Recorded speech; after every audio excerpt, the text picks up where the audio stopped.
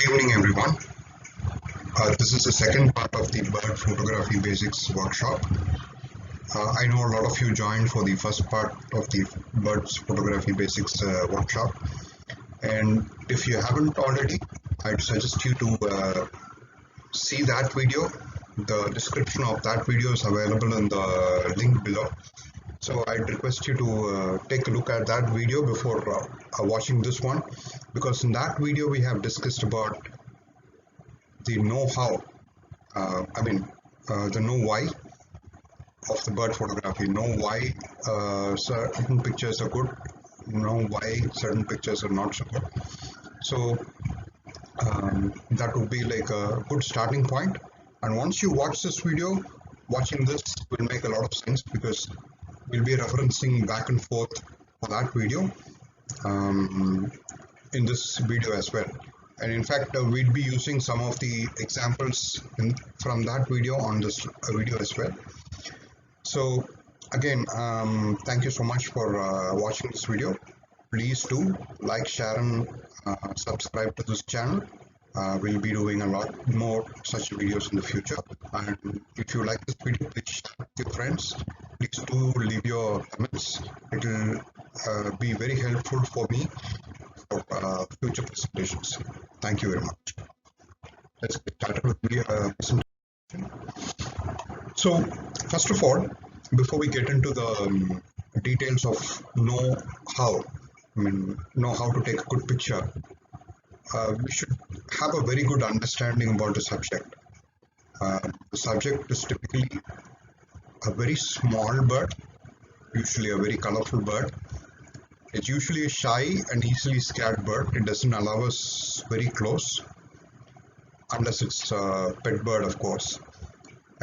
It's usually a very restless creature, and it's very unpredictable. You never know which direction it's going to turn, which direction it's going to fly to, and even the birds in flight, they keep changing their directions. So it's particularly difficult subject that we are dealing with here.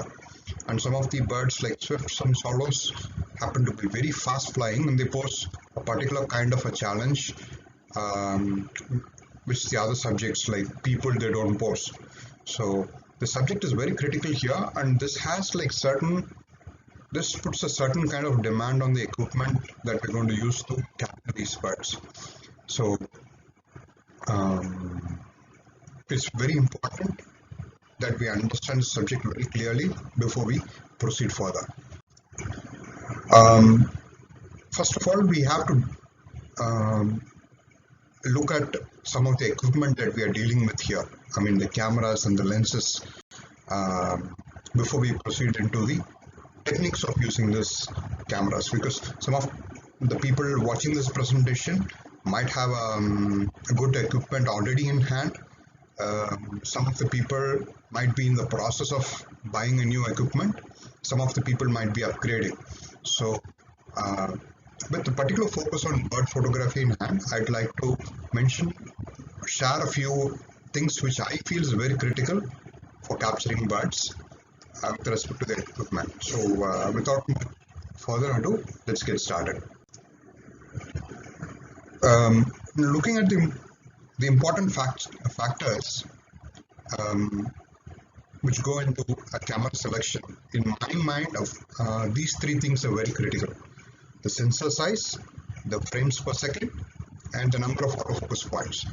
So these three things are very critical when it comes to photographing birds. So we'll sort of look at them at detail in the following slides, so you can understand why these parameters are important, particularly while photographing birds. The first of the important feature on a camera before buying one, in my mind, of course, is the camera sensor size. So we have like at the top end, we have the medium format cameras, we have the full frame cameras, we have the crop sensor or the APC kind of cameras, we have micro four thirds, we have cameras with 1-inch sensor, and mobile phone cameras as well. So the sensor sizes of all these cameras are in decreasing order. And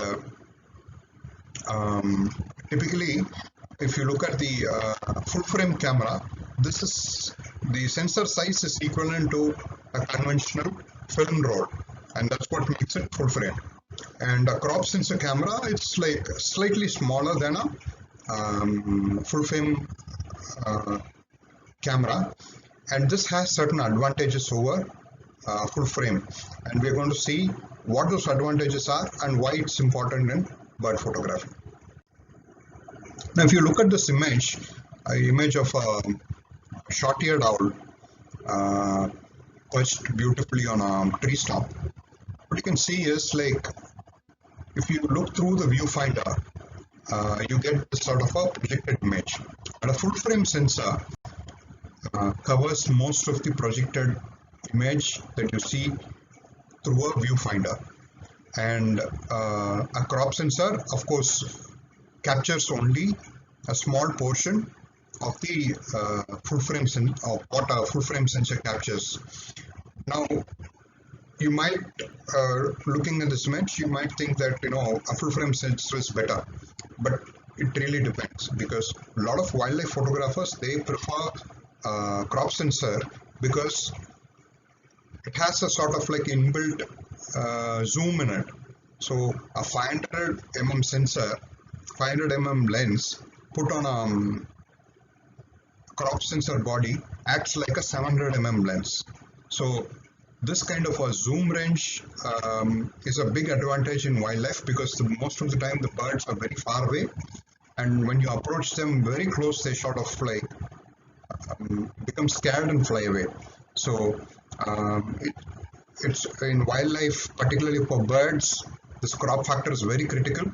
So a lot of wildlife photographers, they prefer the crop sensor over the full frame sensor for this precise reason.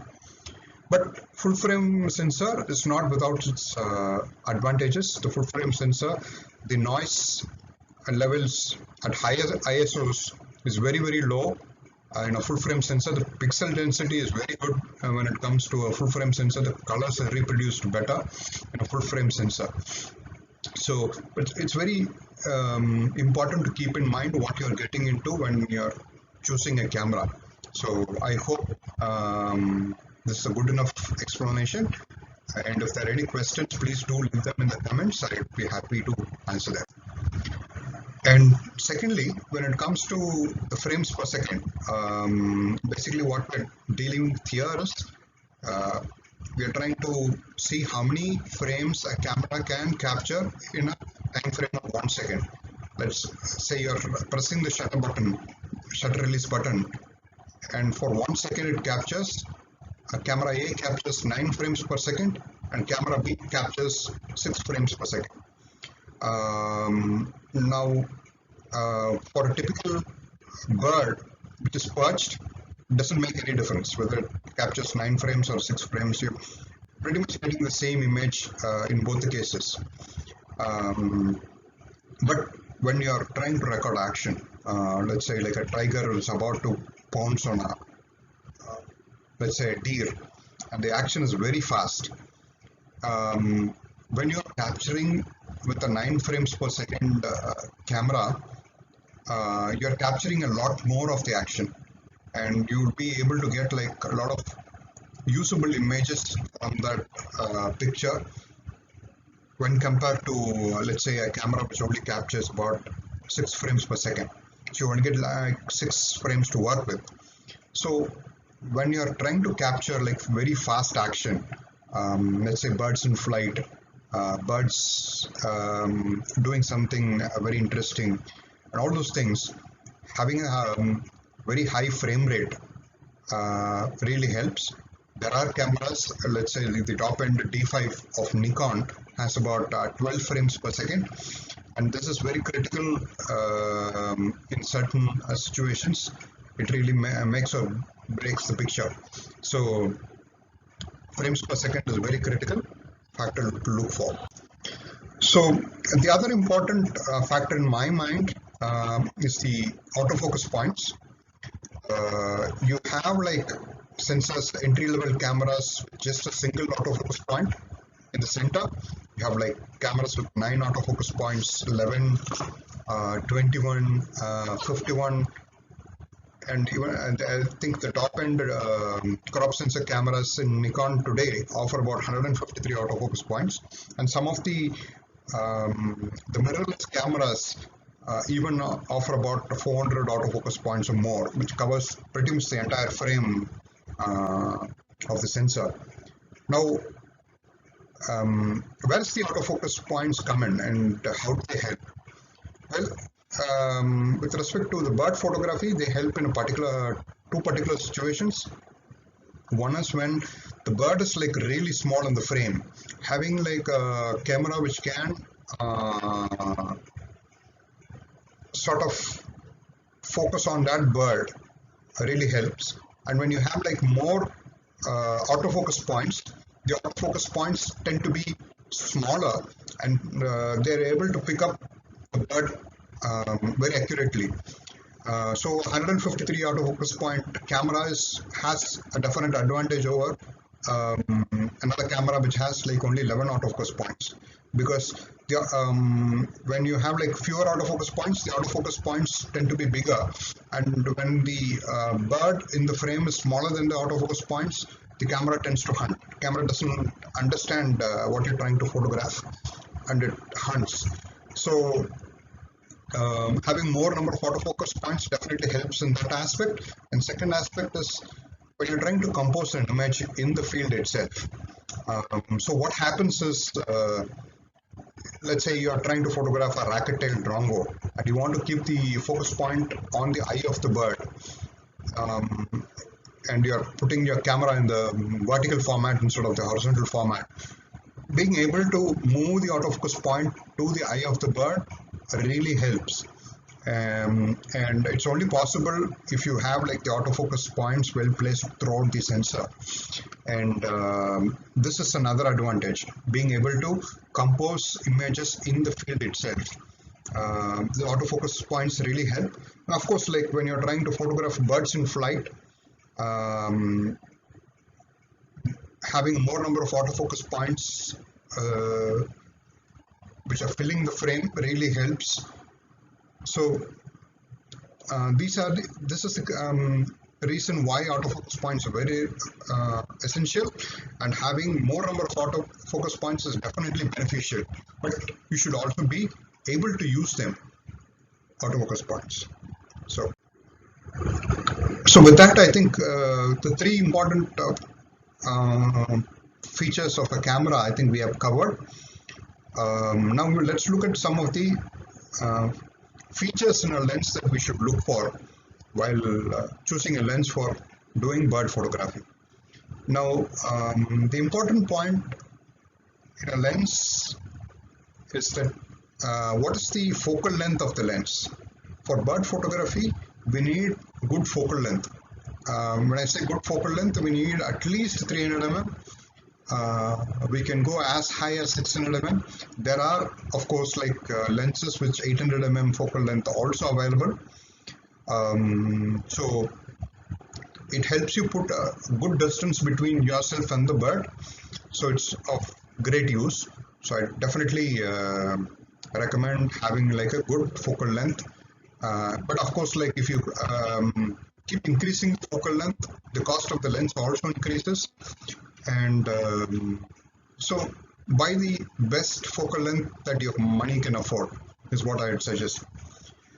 And another important aspect is the aperture of the lens. Let's say like if you're having like you're comparing two lenses, an f4 lens and f5.6 lens. I'd prefer the f4 lens over the f5.6 lens because it allows a lot more light coming into the sensor, which allows me to have like higher shutter speeds. So a wider aperture is always beneficial, particularly when it comes to birds. We will be explaining in the forthcoming slides why that's critical. Vibration reduction or the image stabilisation is another feature that's essential for bird photography. Lens coating the minimum focus distance of the lens, the compatibility of the lens with your camera body. All these are very critical and important features to look out for when buying a lens. So why is aperture different? Or why is aperture important when it comes to wildlife or bird photography? If you look at the illustration image, you can see that when you're shooting a lion with f1.4 lens, the background is completely blurred, and the lion is in sharp focus. So there's very good separation between the background and the object you're trying to focus. So as you progress to f4, f5.6, f8, f11, you can see like a lot more of the background is also coming into focus. And so for wildlife photography, as we spoke in the previous presentation, having a good separation between the subject and background is essential to make a pleasing bird photograph. So having like a f4 lens is always better. Now, another point I want to mention here is today we have f2.8 and f4 lenses for telephoto, and I think if you look at f2.8, I think it's a 300 mm is the focal length of the lens that offers. We don't have f2 or f1.8 lenses for telephoto range, at least right now, and there is a limitation in optics. When you reduce the f numbers, or you open up, you have like a wider and wider aperture, the lens also becomes very heavy. It becomes very difficult to handhold the lens, and most of the photographs that you see are mostly handheld. Very few of them are like shot while placing the camera on a tripod. So that's another thing that you need to keep in mind, the handholdability of the lenses. So second thing is the focal length. As I said, if you look at this picture, there is an illustration of the effect of focal length on the distance. We have the image from the camera taken all the way from 14 mm all the way to the 600 mm. So if you want to put a good distance between yourself and the bird, the more the focal length of the camera, the better. Of course, when you are trying to photograph 600 mm lens, you can put a good distance between yourself and the bird. But what also happens is, if you're trying to photograph birds in flight, particularly like swallows or swifts, the bird is like so small in the frame that focusing them, because they keep coming in and going out of the frame so swiftly, and it's very difficult to keep track of these fast moving birds. So a 600 mm lens is not always an advantage. A 600 mm lens is also going to be difficult to, and is going to weigh more than a 300 mm lens or a 400 mm lens, and it's also difficult to track fast moving birds. So it does have its own disadvantages. So you have to make a decision on what birds you want to focus on, and accordingly you have to choose the lenses. Let's say if you want to focus on fast moving birds like swifts and swallows, and if you want to focus on birds in flight, I think you can stick with 300 mm lenses. Going for a higher focal length is not going to give you much of an advantage. So second important thing is like vibration reduction or image stabilization. Vibration reduction happens to be a Nikon terminology. Image stabilization happens to be a Canon terminology. Now what happens is there is in the lens of the camera, there is an active motor which tries to move the elements to compensate for whatever is the perceived handshake or vibrations that it's seeing in the lens. So if you turn on the vibration reduction, what the vibration reduction lens, the unit inside the lens, what it does is compensates for the handshake. And today so it's a very beneficial thing to have in a camera. Today, what we have is what we are seeing is in a lot of the mirrorless cameras, the sensor itself tries to compensate for whatever vibration that's coming in. So we are seeing the vibration reduction move from the lens to the camera, and so what it does is basically it gives you great advantages. Particularly for people who are hand holding their lenses most of the time, you don't have to worry about camera shake anymore.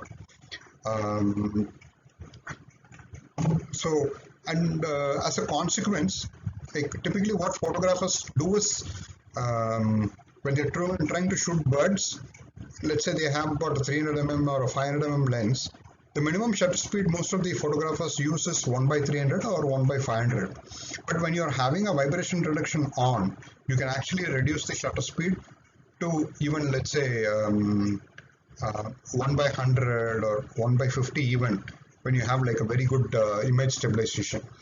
But image stabilization only takes care of the camera shake. It doesn't account for the movement in the bird.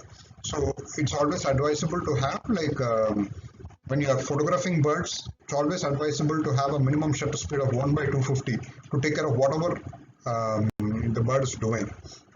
It's not advisable to go below that, but that's something that it's good to know. We'll also be talking about this aspect later on in the presentation. Excuse me. So the other important aspect of a lens is the kind of coatings that a lens has. When you are choosing your glasses, for the people who wear glasses, they know this fact that when you're choosing glasses, you have like the scratch resistant, anti-reflective, smudge proof, easy cleaning, static resistant kind of a lens coatings in the glasses that you're wearing. In a similar manner, the lenses for the cameras also have like these kind of coatings. In addition to these coatings, we also have like coatings which help in reducing dispersion, purple fringing, and all these aspects. So I don't want to get into this topic in a very great depth. This is an entire topic by itself. So I just want to give you an overview of what is available in the camera lenses right now, because sensors, lens coatings make a big difference in the final output of the image. So another thing to keep in mind, particularly with respect to bird photography, is the minimum focusing distance. Some of the cameras have like a lenses have like a minimum focusing distance. For example, my 200 to 500 mm f4 has like a minimum focusing distance of 10 meters. So 10 meters in a sense like 30 feet. So what happens is, like, if the bird bird or an animal is within 30 feet from my camera, basically my autofocus doesn't work. And what you will see typically is that the autofocus, the minimum focusing distance is shorter for a prime lens when compared to a zoom lens. For example, my 500 mm f4 lens, which has a fixed focal length, has like a shorter minimum focusing distance. Let's say I think it has about 6 meters is the minimum focusing distance, whereas my 200 to 500 mm lens has like a 10 meters minimum focusing distance. So this is you can't do much about it. You just have to be aware of this. Once you have the lens in your hand, minimum focusing distance is something that can influence your choice of a lens. Now, in this picture, what you see in the slide, you can see that there's one distance marked as A and one distance marked as B. A is the minimum focusing distance. That is like the distance from the sensor plane in the camera to the subject. So A is what we are talking about. When people are dealing with macros, B is also a critical parameter where they're trying to photograph like butterflies or insects. B is basically the lens to the subject distance. Sometimes your minimum focusing distance and this sort of like overlap, and it creates some problem for macro photographers, but this is not very critical for bird photographers. Minimum focusing distance is the only parameter that's of use, or it's a priority for the bird photographers. So in conclusion, what I'd like to say is gear matters. I know a lot of photographers, they say that the gear doesn't matter. They sort of say that the person behind the camera is what matters. I do agree with them, but when you're a beginning photographer and you're trying to photograph birds, trying to learn photography, having like a very poor piece of equipment really ruins your images and really kills your motivation. So having a very good camera to begin with gives you like decent shots to begin with, and then you can move on to more expensive equipment. So what I'd like to say to the new budding aspiring bird photographers is buy the best equipment that you can afford, because if you buy like a basic equipment, basic DSLR, you're going to regret it very soon. Try to buy the best equipment that your money can afford.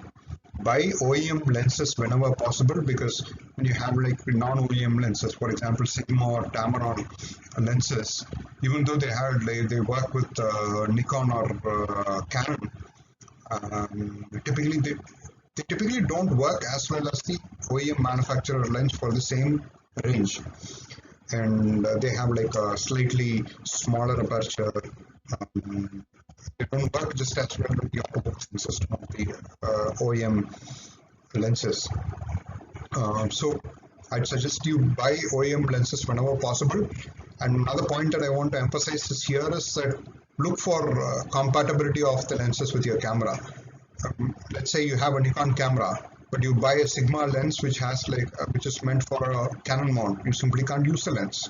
So you have to pay attention to the compatibility of the lens with the camera that you have. And some of the older lenses, the newer cameras don't support, the autofocus won't work.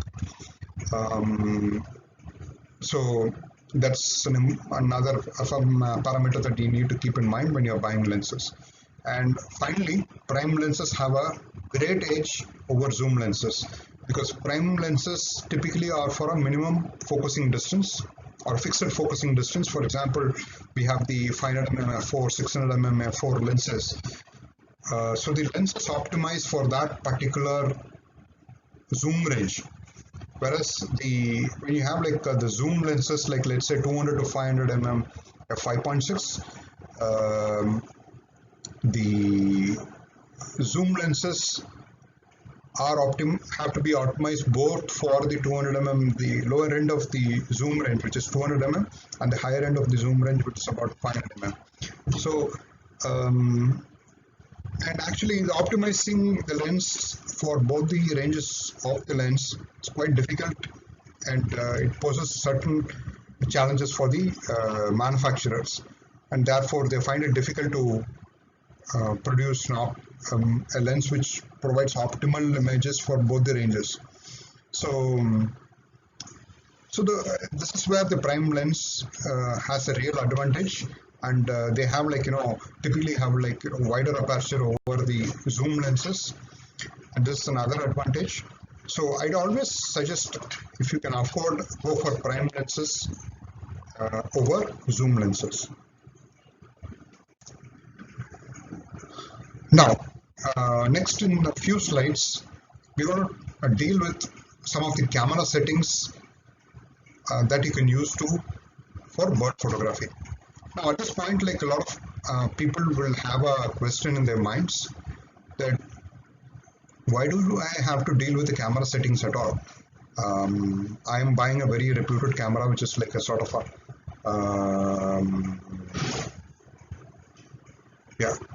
sorry. I'm buying like a camera from a very reputed manufacturer. So why do I have to use the settings at all? Why can't I use it right out of the box? Well, the short answer to the question is that your camera is not just designed to photograph birds. A camera can be used for a wide variety of purposes. The camera can be used for photographing, doing portraits, can be used for covering events, it can be used for shooting landscapes, it can be used for shooting street life, it can be used for shooting wildlife, it can be used for shooting birds, so on and so forth. There are multiple uses. So typically we need to tell the camera that what is that we are trying to shoot, and this is where like the camera settings come in. So without further ado, I'd like to get into the camera settings. We are not going to look at the entire settings of the camera. We're just going to take a look at few of the settings which are very critical with respect to bird photography. So the first advice I'd like to give my viewers is that we should all try to get out of the auto mode as soon as possible, because auto mode places several constraints on the photographer. Basically, you don't have control over anything. You don't have control over aperture, shutter speed, ISO, metering, autofocus, white balance, and flash. So, and a lot of times, you see the image on the right. This is a picture of a Malabar woodstrike, which I had shared in the previous presentation as well. This was photographed in China, and typically what happens is like the bird is amidst in a canopy which is like surrounded by green leaves and sticking around the bird. So what happens is the bird is, the camera doesn't understand what you're trying to photograph. So what the camera typically does is it picks out like whatever is moving. Let's say there's a leaf shaking in front of the bird. The camera tries to focus on that leaf because the camera believes that is what you're trying to photograph and places emphasis on that leaf, whereas you're trying to shoot the bird behind that leaf, and there's no way to let the camera know that. So that's why it's very important to get out of the auto mode and take creative control of the images you're trying to produce. So when you're not using an auto mode, you have a control over aperture, shutter speed, ISO, metering, and all these aspects. And we're going to see how we can control that and why is it critical to move away from auto mode. The first parameter, first setting that I'd like the viewers to change in their cameras, if they have not done already, is change their picture quality from JPEG to RAW. If you are shooting in JPEG, these two stop. You can do much better when you're shooting in RAW. Of course, like a RAW file, it has like a lot of work after the picture is taken. You have to put a picture onto your camera, onto your computer. You have to work on the image processing software like Lightroom or Photoscape, as Prakash had shared a couple of weeks back. So you need to work on the file, but why JPEG is not preferred? So if you see this picture here, this picture was taken on a beach. This is not my picture, it was taken off the internet. I just took it to illustrate a point. So this picture was taken on a beach. They have taken a picture of the statue, and what you can see is that the conditions are not really optimal. Like the picture was most probably taken during midday, so the shadows are very strong. You can't make out much. The details in the shadows have all been lost, and also the sky at the background is also the highlights have sort of blown out, and the color of the sand has not been reproduced properly. The color of the ocean is also quite dull. So the dynamic range of the picture has been lost. But whereas if you had shot the same picture in a raw, you can bring out the details from the shadows and also the highlights, and you can see how much of a difference it makes to the background, where the sand and the sea, both colors have been enhanced in the image. So you can only do all these things if you had you shot the image in raw. If you had shot it in JPEG, you can't really do much. You can do a little bit, but not too much. And when you sharpen the skies in a JPEG image, what happens is like it suffers from a problem called posturization, and all these problems you can avoid if you had shot the images in a raw format. So please shoot in a raw format going forward if you have not done so already. So, and I already told the viewers that we need to move away from the auto mode, and most of the people will then ask, if I am not shooting in auto mode, what other mode should I use? Most of the photographers worldwide, whether they're shooting like people, whether they're shooting landscapes, whether they're shooting street life, they prefer to use the aperture priority mode. And aperture priority mode is like popular among all the across the genres of photography. Aperture priority mode is preferred, and it's easy to see why. You basically choose the aperture that you want to shoot in, and you let the camera decide what shutter speed it uses in an image. And we have already seen that aperture is very critical in two respects. It controls the amount of light entering the sensor. It also controls the depth of field. So, which are two very critical things in a bird image. We are going to see this in future.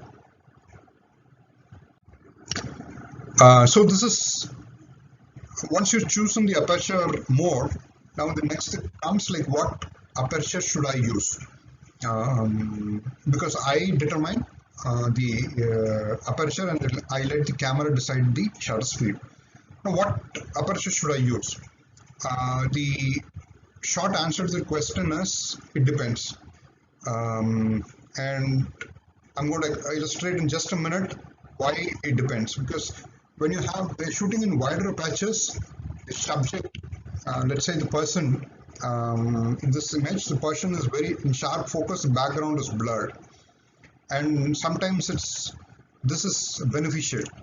And then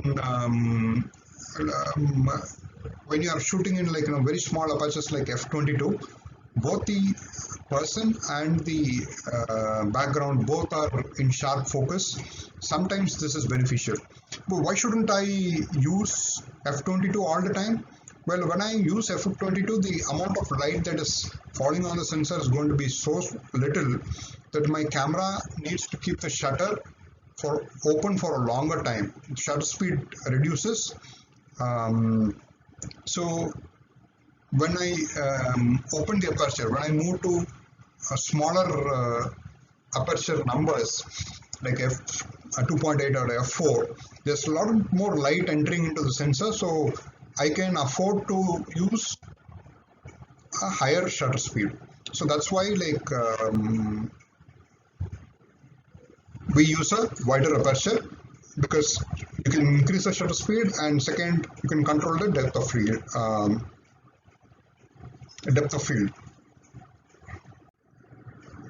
Now, viewers will ask the question, will have a question in mind. So why do I need to change the aperture at all? Why can't I keep it at the wider aperture all the time? So, and the reason for that is given in this slide. So these are two pictures, both taken by me on the left you have like a picture of the painted bush quail, male and female, which were foraging on the field, taken at an aperture of f4. Whereas on the right hand side you have a picture of the rock bush quails, both male and female. Now what has happened in the first image is that the male is in sharp focus and the female is autofocus or soft. The reason why this has happened is because f4, the depth of field is very shallow, and both these birds, the male and the female, were on a different plane altogether, and when I was having like an aperture of f4, the depth of field was very shallow and it could only keep the male painted bush quail in sharp focus, whereas the female has gone autofocus. In the other image, the image on the right, I had the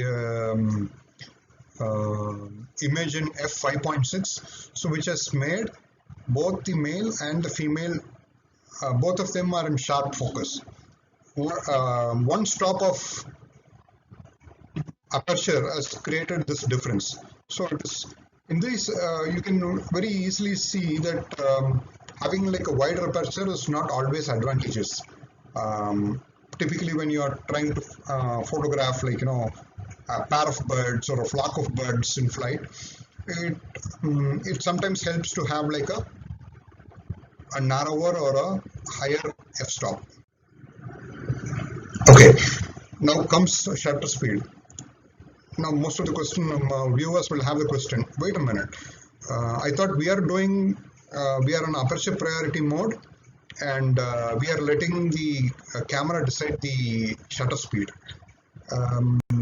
So why do we deal with shutter speed choices anymore? I thought we are letting the camera decide that. Well, yes and no. We are letting the camera decide it, but what we are basically doing is we are telling like the camera that we shouldn't go below a certain shutter speed. It can go as much above as possible, but we're trying to tell the camera that you shouldn't go below this shutter speed. And as you can see, like I was telling about the focal length of the cameras. So when you have like let's say an f500 or f300 lens, the minimum shutter speed that most of the people should be using is f1 by focal length. So if you are using a 300mm lens, the minimum shutter speed that you should be using is 1 by 300. If you are using a 500mm lens, 1 by 500 should be the minimum shutter speed that you are using. But let's say you are having the camera on the vibration, the lens has a vibration reduction feature or an image stabilization feature. You can usually reduce the minimum shutter speed by 3 stops and still achieve a sharp picture. So let's say like you're using a 500mm lens, you have the vibration reduction on, you can usually reduce it to 1 by 160 and still get a sharp picture. And this will be very useful to do when you are typically shooting in very dark conditions, early morning, under like very dark canopy. You are trying to shoot birds. Having like a low shutter speed really helps to get a good exposure. So, and some viewers will have the problem that I'm using a zoom lens, which is like, let's say Nikon 200 to 500mm lens, or like Sigma 150 to 500mm lens.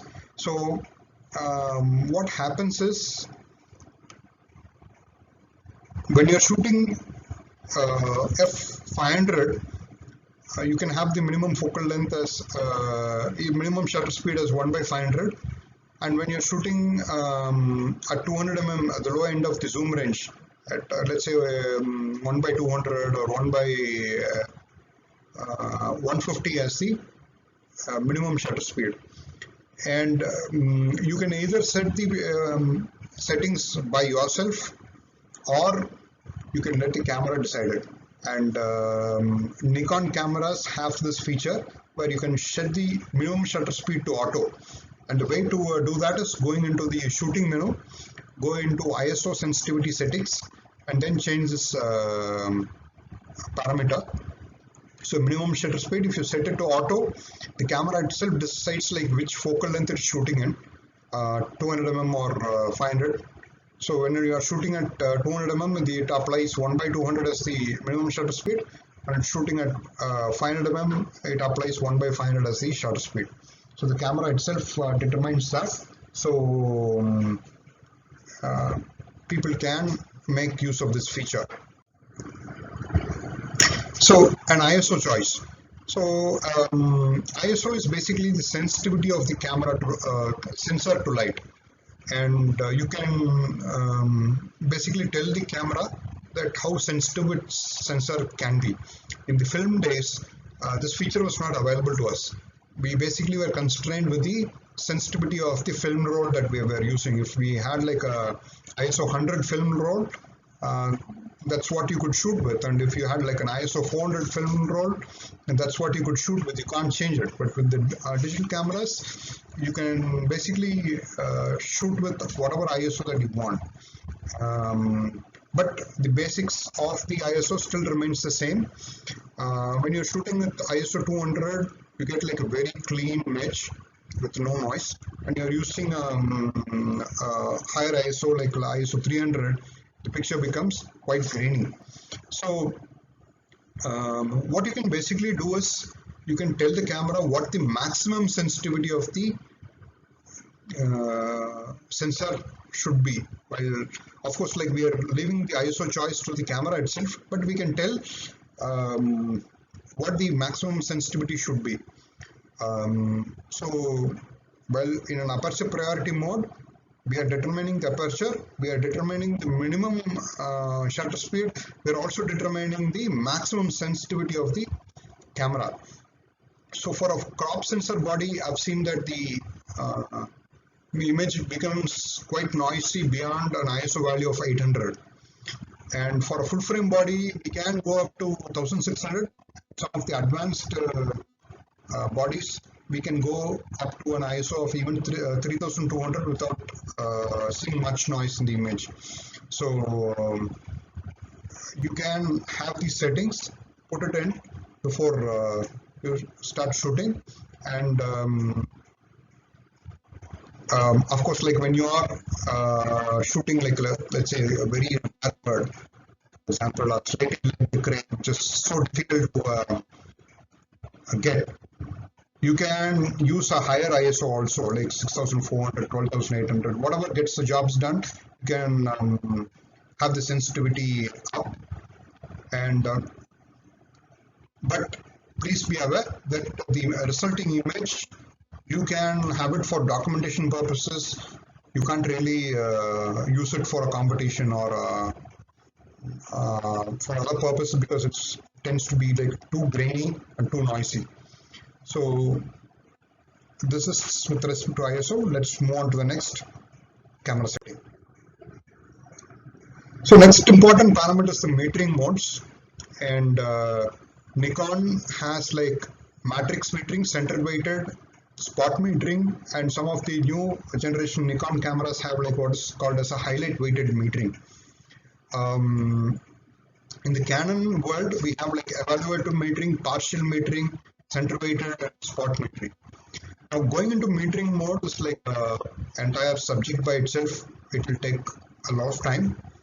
But for the sake of this presentation, what I request most people is like, I think for most practical purposes, we'll leave it to matrix metering. In the Canon world, the equivalent is evaluative metering.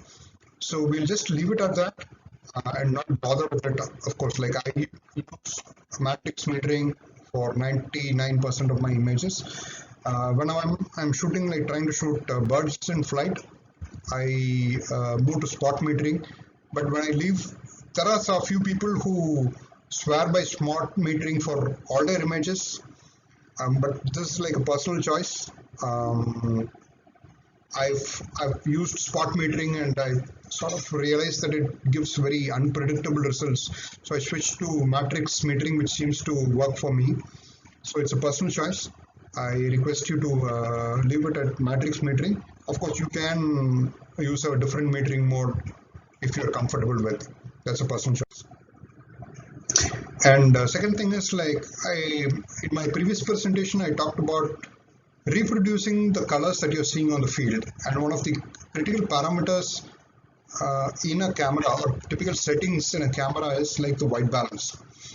And white balance you can change by visiting the shooting menu of a camera. This Nikon menu system, I'm sure the Canon menu system looks something similar to it. If not, please refer your manual and find out where this setting is located.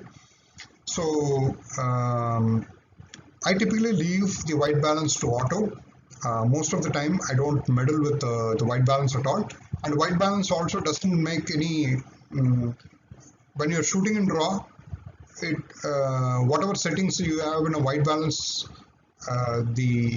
when you're importing into your Lightroom or the other post-processing software, you can always change it after shooting the image. It doesn't have any relevance as long as you're shooting in RAW. But when you are shooting in Jpeg, this becomes very critical. You need to be conscious about what you're choosing as a white balance. So I leave the camera on white balance on auto for most of the time. And let's take example, you're shooting the sunsets, bird silhouettes in sunsets or early in the morning. That's when you need to change the white balance to, let's say, a direct sunlight. That's about the only situation that you will have to meddle with the white balance in a typical bird photography scenario. Otherwise, leave it in auto. It works fine. You can always change it in post-processing. And this is very critical, the autofocus area modes. When it comes to autofocus, there are two things. One is the autofocus area mode and one is the autofocus drive modes. And the autofocus area mode sort of differs between autofocus between the cameras, camera models. Some of the options are not available in the low-end DSLRs. Some of the options are not available at all. For example, what you see here are the autofocus modes available in a Nikon D5. We have like single point focus. We have like a dynamic 9 point, dynamic 21 point, dynamic 51 point, wide area, 3D focus tracking, and group autofocus. So these kind of settings are available in Nikon D5. Whereas, like, if you are looking at a lower end DSLR, which has only about, let's say, 21 autofocus points or 11 autofocus points, so you're not going to see all these options. You'll only see 2 or 3. So keep that in mind. And these are some of the things that you need to pay for. And so to explain what these different autofocus area modes do, I'm just going to talk briefly about them. When you're having the image, the autofocus area mode as single, the emphasis is going to be on one single autofocus point. And whatever happens in the scene, whether the bird moves, the bird flies away, the emphasis is still going to be on the that one autofocus point, and the camera will try to focus on that one autofocus point. But in the dynamic 9 point, what happens is the emphasis on the central point, but when there's a movement, let's say the bird moves a little to the left or little to the right, the next autofocus point adjacent to the main point is going to be ready, and it's trying to still trying to acquire a focus point, sharp focus.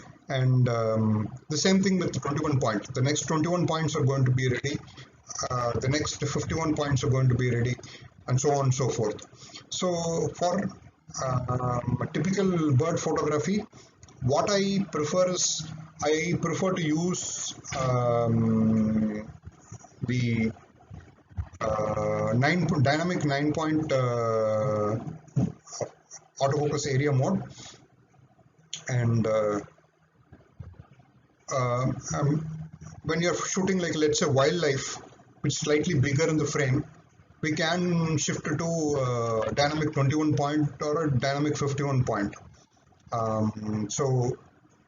And 3D focus point focus tracking, which is like the bottom row middle, it's very critical when you're trying to shoot birds in flight. I'll be explaining it in a later slide. So for this slide, use a dynamic 9-point focus. It works for most of the scenarios. Now for autofocus drive modes, and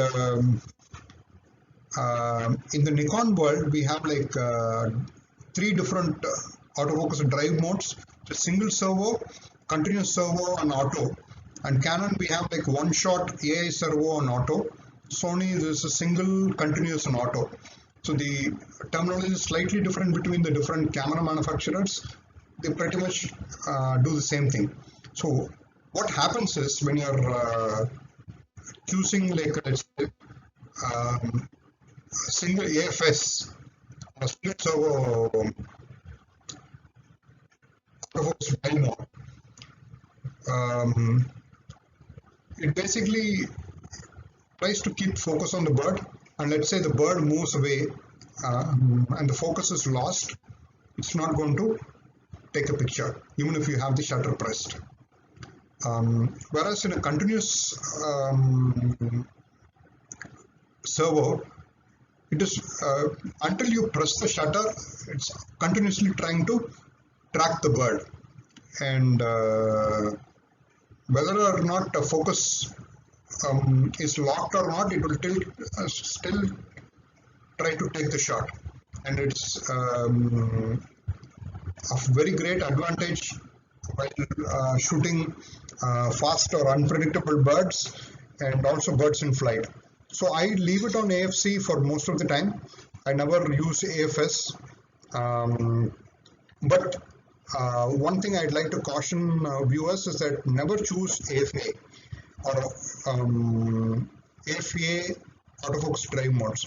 The reason why I say don't use that is because when you're trying to, in a typical bird scenario, when there's a bird and there's like, let's say, a leaf or a grass in front of the bird and the grass is moving because of the wind, what will happen is like the camera will try to focus on the leaf rather than the bird that you're trying to focus, and which is not something that you that is desirable in a bird photograph. So AFA is not something that you want to use. Please avoid it at all costs. Please leave it at AFC, and that should take care of most of the scenarios. So next comes the shutter release modes. Shutter release modes is basically saying, like, how many shots the camera should take once you press the shutter button. If you leave the shutter release mode in single, it's only going to take a single shot. Even if you keep the shutter release button pressed, it's not going to take one more shot until you release and press again. Whereas if you are shooting in continuous high,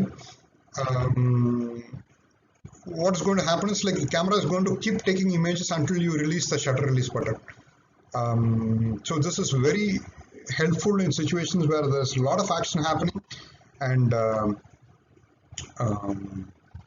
you need to capture most of the action to get, like, let's say, sharp images or usable images. So what I typically do is I try to leave the shutter release modes in continuous low, which is about 6 frames per second. But of course, you can program the number of frames in the settings as well.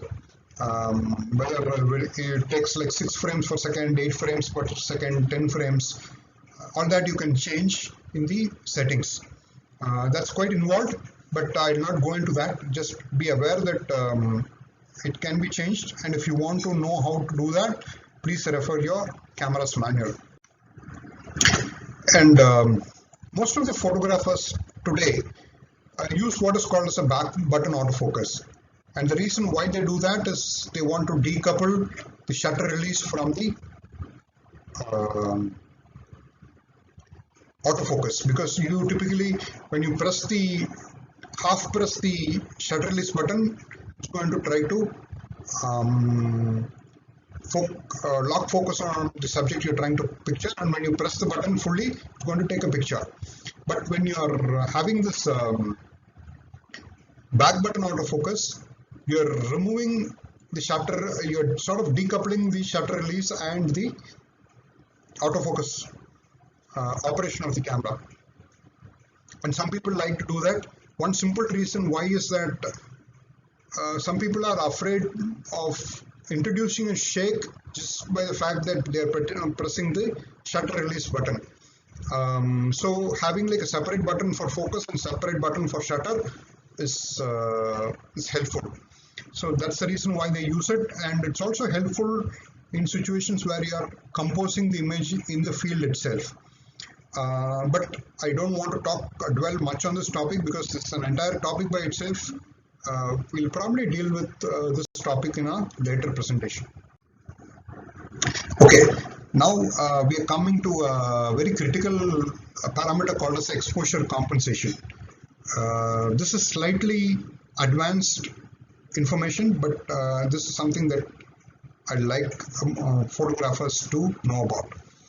Now, let me explain a situation and tell me and I'm sure most of you have already faced it.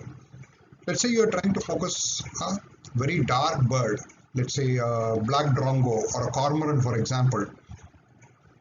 You don't alter anything. You are having the aperture priority mode with the f5.6 shutter release, everything perfect. All the settings that I've talked about, you set it perfectly. You're shooting a black drongo. You take the shot, and when you see it on the screen, you realize that the picture has become very dark. And again, another scenario is when you're trying to shoot very light color birds, let's say like a cattle red, for example. Another case where you shoot the bird with all the other parameters set perfectly, and you realize that the picture has come out too bright. Highlights have sort of blown out, and it's very difficult to fix it in post-processing. So what can you do in this situation, and why is this happening in the first place? Now, the why it's happening is quite simple. The camera always tries to look for gray areas in an image, in a scene, and tries to expose the picture to reproduce those gray areas perfectly. And when you're having like the autofocus points, it tries to place emphasis on the colors under that autofocus points. So when you're trying to focus on a black drongo, it assumes that the black color that it sees under the autofocus points is actually gray, and tries to compensate for that by increasing the shutter speed or changing the ISO value, and resulting value image becomes quite dark. The converse happens when you're trying to shoot a naked, where it assumes that the white that it's seeing is actually gray, and tries to compensate for that white in the image, and the image becomes too bright as a result. Now, to compensate for these problems, you basically have to use exposure compensation. So when you're shooting like dark color birds, move the exposure compensation to the positive side, let's say +1, +0.7, something like that, and try to see the result. And you'll be pleasantly surprised that the previously darker image has now become perfectly exposed. And the same thing with light color birds. You have to move the exposure compensation to the negative side and take the shot and see. You'll see that now the image is like perfectly composed, the whites are reproduced correctly. So exposure compensation is something that we have to, there's no perfect rule that this is the exposure compensation. It's like a sort of a hit and trial and error for every single bird or every single picture that you are trying to take. And exposure compensation is also very critical when in another scenario, which I'll be discussing sometime now. Now, let's say like typically I was in the previous presentation, I was talking about like the some images where they become very dark, some images become where the highlights sort of get blown out. Now, how do you find out like whether the image has become dark or light? You can just usually tell by looking at the image, and sometimes it's not very obvious in the field. So what you can do is you can turn on what is called as a histogram in the display option. So this histogram, usually you can see it in the playback display options. So after you shoot the image, when you try to review that image, the histogram gets displayed along with the image. So on the picture on the left, on the top, what you see is like the histogram for an underexposed image. What you see in the middle is like the histogram for a overexposed image, and what you see at the bottom is like a histogram for a perfect exposure. And the way that you can turn on this histogram is going to the playback menu and turning on what is called as an RGB histogram in Nikon world, and it might be the Canon world, it might be a slightly different terminology, but I think you will find it under the playback menu. So once you start using the histograms, you can quickly tell whether you're underexposed, overexposed, or perfectly balanced an image. And once you start using it in a very short time, you'll be able to correct the image yourself. Just by looking at the playback, you'll be able to take another shot and correct the image by changing the exposure compensation. So when you are having like an underexposed image, move the exposure compensation to the positive direction and you will get like a good exposure. And similarly, when you are having like an overexposed image, move the exposure compensation to the negative side, and then you'll be able to get a good exposure. So that's how you use a histogram. So second thing is like I was talking about blowing out highlights. For example, you see the image in this presentation where it's a landscape scenario where the skies, the highlights have really blown out. So how do you detect such highlight blowing out in the field itself? You can do that like you can go to the playback display options, turn on highlights. So when you're pressing play after taking the image, you'll sort of see some areas in the image blinking, which is like basically a highlight alert. So you can fix this quickly in the field itself by dialing the exposure compensation in the negative direction and taking another shot. So this is an easy way to fix this problem. So we have come to the end of the camera settings. So this is a consolidated list of settings for the benefit. Typically for bird portraits, use aperture priority f4 or f5.6. Use evaluative metering with and an auto ISO of minimum 100, maximum 800. Shutter speed of minimum of 1 by focal length. Have the VR on unless you are on a tripod. Save as a raw file. Save as an auto white balance. And auto focus modes have as a dynamic 9-point with a drive mode of AFC. This works for like 99% of the cases. You might have to alter like 1 or 2 depending on your specific situation. And I usually, one of the parameters not mentioned here is exposure compensation. I start with exposure compensation of 0. And then depending on what the image demands, I moved in the positive or the negative direction. For the birds in flight, you basically use the same set of parameters, 2 or 3 settings sort of change. So instead of the aperture priority mode, you can also use a shutter priority mode. So in the shutter priority mode, what you are basically doing is you are determining the shutter speed and you're letting the camera decide what aperture it wants to shoot in and what ISO that it wants to shoot in. And if you are having the camera on aperture priority, you can go for f8 as the aperture instead of f4. And the reason for that, I'll share it in a couple of slides. Metering mode, instead of evaluator metering, go for spot metering. Why we have to use spot metering is very simple. Most of the cases when you're shooting birds, the background is a sky, and usually the sky is very bright, and because of which the camera tries to meter the image or change the exposure based on the sky, and as a result the bird becomes very dark. Whereas like when you're choosing a spot metering mode, typically it tries to place emphasis on the brightness of the spot in which you're trying to focus and meters accordingly, so you get like a very good exposure for the spot you're trying to expose. So spot metering works for birds in flight. Every other parameter remains the same. Shutter speed, I'd recommend a minimum of 2000. You can go as high as 3200 also. This is typically for swallows and swifts.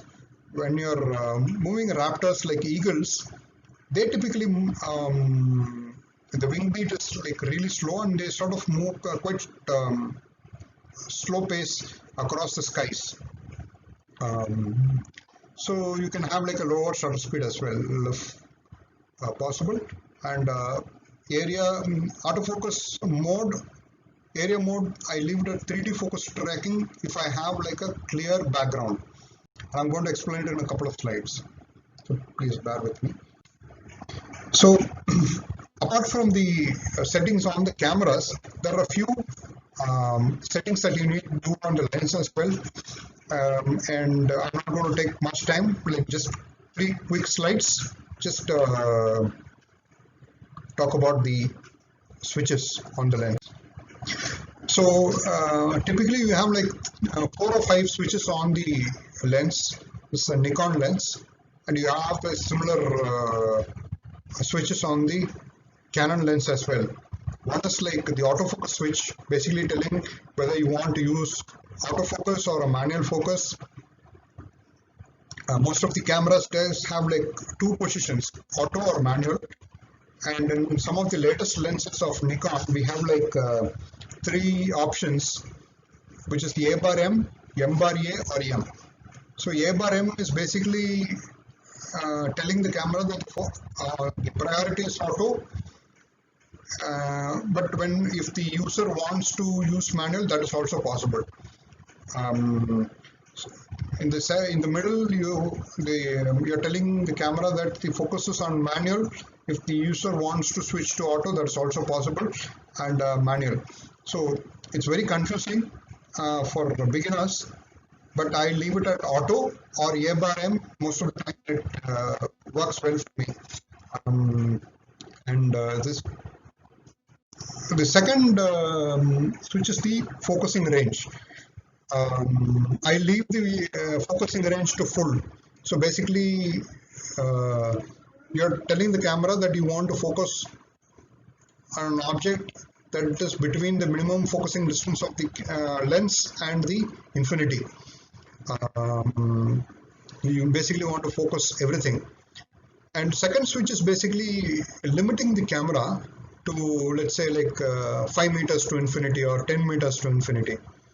So most of the time you don't need to have the setting, but when, let's say, you are in a hide and there's a fixed distance between you and let's say the perch, you can turn this feature on, so it will limit the range in which the camera tries to focus. So in some situations it's helpful, but you can leave it on full for most of the time. And the other thing is like the vibration reduction or image stabilization. You can leave it on if you're hand holding the camera, but if you're putting the camera on tripod, you can switch it off. People will ask why you want to switch off the vibration reduction. So basically, vibration reduction is nothing but the element or the motor inside that lens which is trying to compensate for a handshake. And handshake is only available when you're hand holding the lens. But when you're putting the camera on a sturdy tripod, the shake is no longer available. But the camera can sometimes trying to compensate for a non-existing shake, and this can result in deterioration of the sharpness of the image. So that's why you want to turn it off when the camera is on tripod. Some of the latest generation cameras, latest generation lenses are capable of detecting whether the camera is handheld or whether it's on a tripod, and you can leave the VR on for most of the time and the lens can take care of it. But as a general rule, keep it on only when you're handheld, keep it off when it's on a tripod. So coming to some of the special scenarios what most of the photographers are facing, I want to talk about 3 specific scenarios and what are some of the things that you can try to overcome problems in these scenarios. This is the last 3 slides. The presentation will conclude. So the first is bird in flight. So birds in flight are quite a challenging situation, particularly when it comes to swallows and swifts. So you should use a minimum shutter speed of 2000 when you're trying to photograph the swallows and swifts. Use spot metering, use an aperture of f8. Why you want to use a narrower aperture when photographing birds in flight? Typically what happens is because of the wing stretch of the birds, you might have the bird's eye sharply in focus, whereas the tips of the wings tend to get blurred or out of focus because of very shallow depth of field. So when you are having like an aperture like f8, the bird will be reproduced sharp from wingtip to wingtip. And so this is something that is desirable. So you want to have like a narrower or a higher aperture for shooting birds in flight. And what I've seen is like Nikon has like what is called as a 3D focus tracking. So basically when you turn on 3D focus tracking and you try to focus a bird, let's say a swallow or a swift, if the bird is anywhere in the frame, the autofocus system automatically grabs the focus on the bird. You don't have to do anything, you don't have to move the focus point, you don't have to do anything. You just have to point the camera at the bird and take the shot. So the image that you're seeing here on the right is a picture of a barn swallow that I have taken in one of the wetlands. You can see like swallows are extremely difficult to focus in normal focusing modes. Here in 3D focus tracking, you can see how sharp the resulting image is. I didn't have to take too many shots to get this picture. And but the one thing that you have to keep in mind when you're turning on 3D focus tracking is that the background should be an uncluttered background. Only then it will work. Let's say if you're trying to shoot birds on a clear blue sky, or like an uncluttered background where there are no trees, you can use this mode.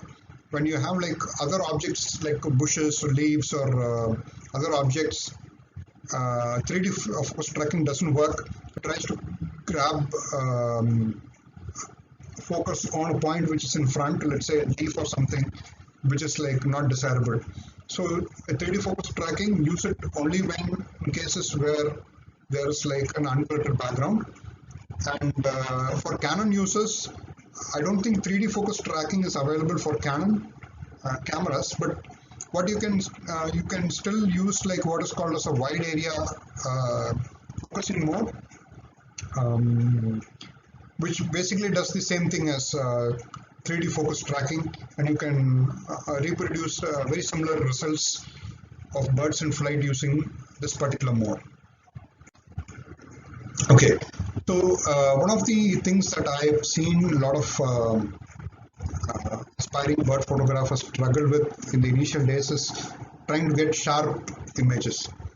Well, actually, you should get sharp images if you have all the settings set properly in the first place. But still, even after having all the settings in place, you still struggle to get sharp images. These tips are for you. The first thing is like the number one cause for sharp or like poor images is that your camera sensor or the lens is dirty, and as a result you get like blurred images, or because the camera is trying to focus on the dirt spot on the lens rather than the bird that you're trying to focus on. So cleaning your camera after every field trip is a must, and I suggest you to do it religiously. The lens and the camera you need to get like special cloths, like a microfiber cloth to clean the sensors. Handle it very delicately. You have to be very careful while cleaning your camera or lenses. And the second point that I want to focus on is like go for a higher shutter speed. Let's say like on 500 you're still getting like blurred images. Maybe like your handshake is a little too much for your shutter speed. So going for like a 1/1000 might help, more, or 1/2000 might help to reduce that handshake. So then I think the other important thing is like move the focus point to the eye of the bird. So in an image which is like if the eye is in sharp focus, even the other parts of the body, even if it is not in focus, it doesn't come out as jarringly as when a bird's eye is not in focus. Let me show you a slide which illustrates this point. I had shared a slide from previous presentation as well. The picture of a jungle bush quail male. So in the first image on the left, I had kept the focus point on the shoulder of the bird, and I shot it with an f4 lens. So what has happened is like the shoulder is in sharp focus, whereas the eye is out of focus because the depth of field of a f4 lens is very shallow. In the second image, I had moved the focus point onto the eye, and as a consequence, the eye is sharply in focus, so it is a very usable image. So, excuse me. So when particularly when dealing with birds, having like a very sharp eye is very critical, and it can make up or break an image. So have this in mind.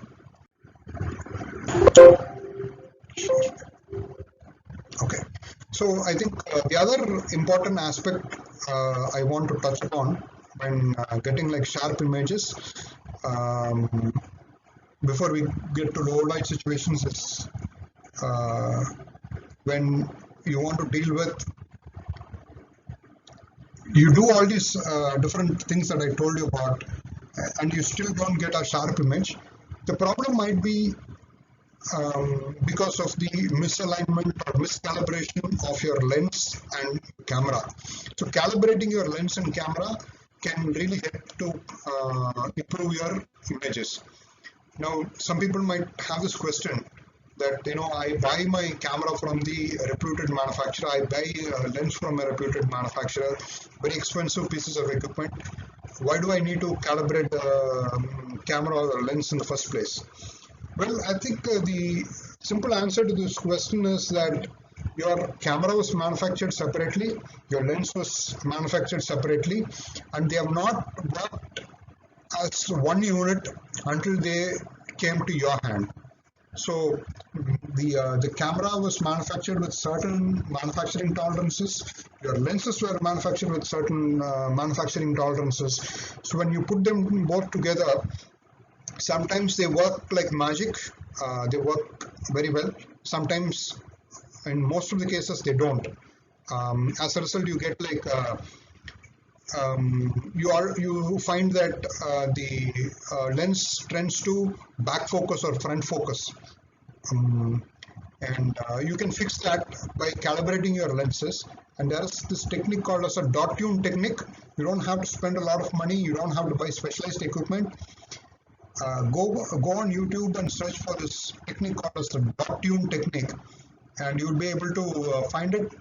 It is like a very simple 10 to 15 minute procedure which you can do by placing your camera on a sturdy tripod and focusing on a piece of paper, and then do the calibration process, which is like takes a 10 to 15 minutes of your time. So once you do that calibration and feed that data onto your camera, and then start shooting with that calibration applied, you'll find like a tremendous improvement in your lenses. It did wonders for my photography. I'm sure can do wonders for your photography as well. Please do try and let me know the results, because it's a really game changer. So as a final scenario, I want to talk today. I want to talk about the low light situations. So typically when we are shooting birds, we tend to shoot early in the mornings, late in the evenings, the light levels are falling, and or when you are shooting in canopy, the light levels are very low, and you find that the camera is struggling to capture the image. So I put together some points which can really help you in these situations. First is, if you are shooting in any autofocus point other than the center autofocus point, please change to center autofocus points,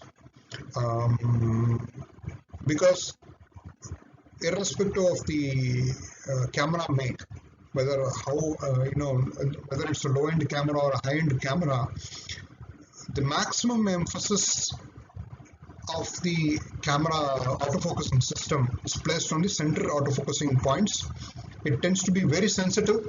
So if you're trying to shoot with the center autofocus points, it immediately like grabs the focus, locks the focus on the object, and you're able to take good pictures. So just moving to the center of autofocus point helps you take sharper pictures in low light situations. Second is, if it is possible, use a tripod or place the camera and the lens combination on a sturdy surface to take a picture. It can be like a bean bag. So you can basically try to place it on a sturdy surface before taking a picture. It really helps reduce the vibrations, and you can go in for a much lower shutter speed, which can give you a good picture when you are having it on a sturdy surface. So second thing is, some cases, like let's say like you're trying to shoot bayback strike, for example, or like let's say a blue cap rock thrush, like the picture you see on the right here. So what happens is, you're trying to place the focus point on the eye of the bird, and around the eye is also black in color. So the camera really struggles to find contrast, and you need to sort of help the camera in this situation. So instead of placing it on the eye, you can place it on the little towards the left, where there's the edge of the head, because like the edge of the head in this case, like the head is blue in color, whereas the background is like green in color. When you are placing the focus point on the edge, the camera is able to detect that there's a contrast difference between the head and the background, and it's able to lock focus.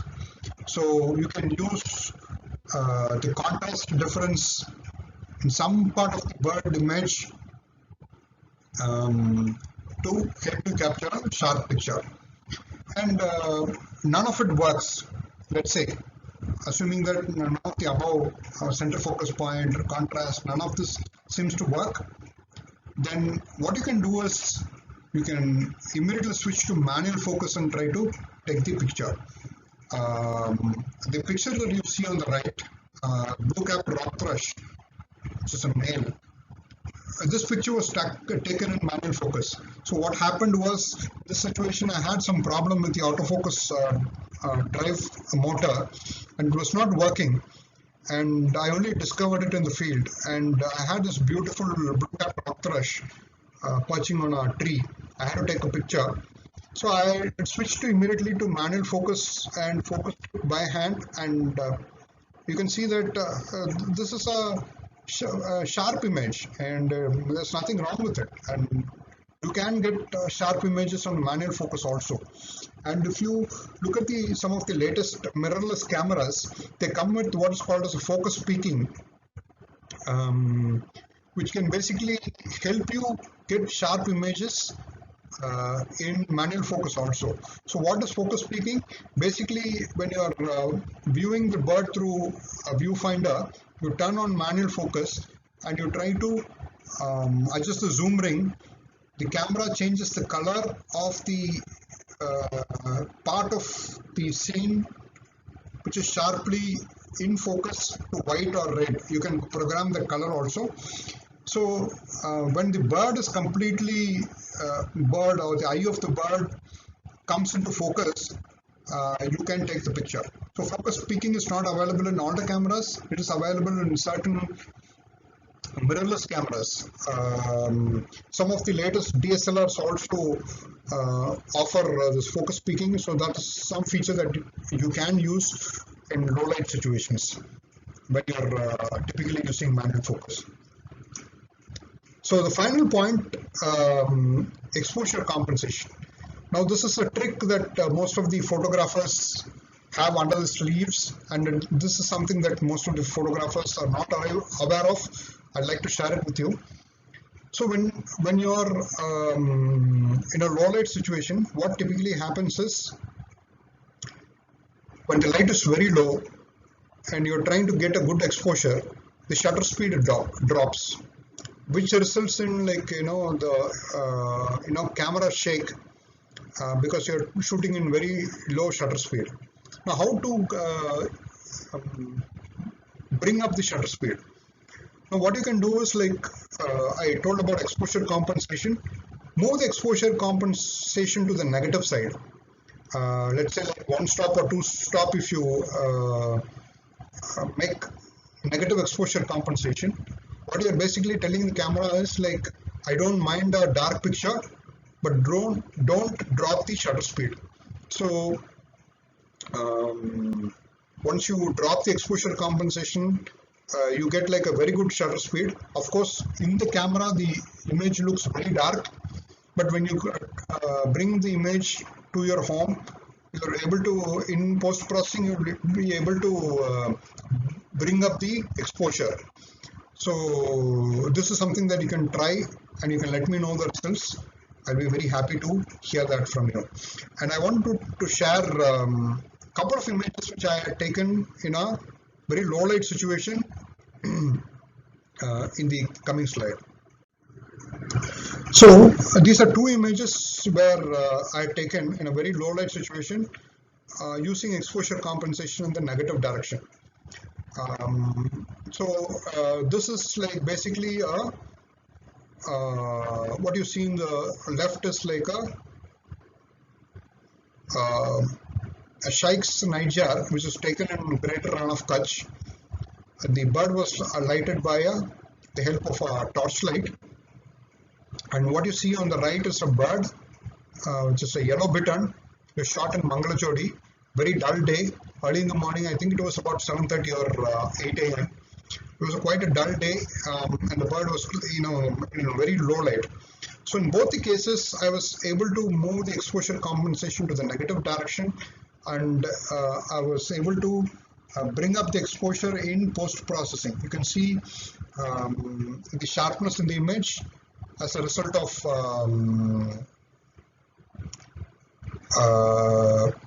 good shutter speed, and you don't need to worry about noise because most of the sensors today are ISO invariant.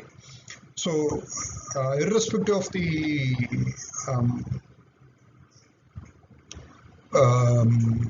I mean, no matter how much you move the exposure to the right, let's say like even up to 5 stops, you still get a very noiseless image. And you can also reduce the noise in the post processing. You can see the kind of colors and details in this image. Both of them are very beautifully exposed. Colors are reproduced very correctly. So this is something that you can try in the field whenever you're struggling with a low light situation. So with these points, we have come to the very end of this presentation. I know this has been a slightly longer presentation compared to the previous one, but the camera techniques are a little bit involved. So thank you so much for very patient listening. If you like the video, please like, share, and subscribe to this channel. And the link to the previous video is given in the description below if you are watching this video on YouTube. Again, thank you so much for your patient listening. I hope this has been a good value for your time. I look forward to hearing from you. Please leave your feedback in the comment section. And if you want me to talk on a different topic, please do let me know. I'll be very happy to put together a presentation for you. So thank you so much and have a great day.